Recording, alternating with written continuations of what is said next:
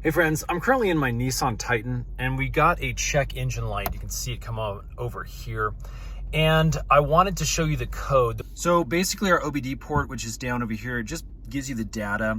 All these vehicles have it. You can plug in your own code reader here that you can actually buy on Amazon. I'll put a link for this one, this MotoPower one, down in the description box below. But once you plug in one of these data readers, you can actually navigate up, and this one specifically will go to the OBD so we can check those codes. As you can see, one code was found, and let's go ahead and read the codes by clicking OK. So as you can see, I've got this P0451 code.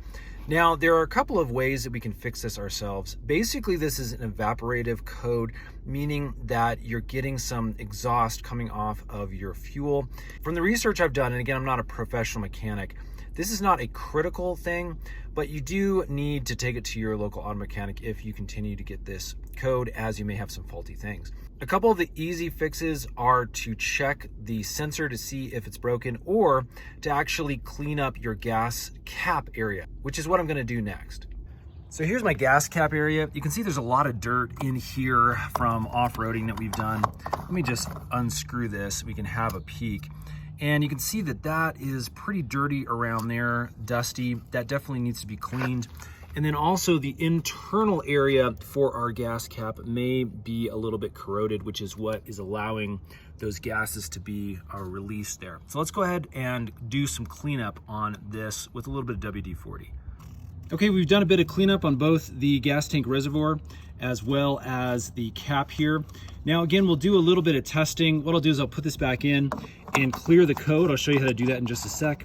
And basically, once it's in there, you can hear it's nice and tight. We'll give it some testing. Again, if I still get that, we may either have a bad gas cap or we may need to replace the sensor. Let me go ahead and clear that code. Okay, back with our code reader here. And what we can do is actually go down to the erase codes button. Let's click that arrow, click OK. And then as you can see, we can erase all the trouble codes. I'll go ahead and click yes. Now basically we can turn the engine off and then turn it back on. As you can see over here, we no longer have that code. So again, these little code readers are really nice. We'll put a link in the description box below, but that's a quick example of how to read that specific evaporator code.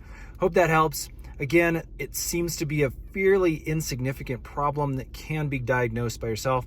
If you still have problems, make sure you take this to a proper professional auto mechanic. Thanks for watching, friends. See you again on the next one.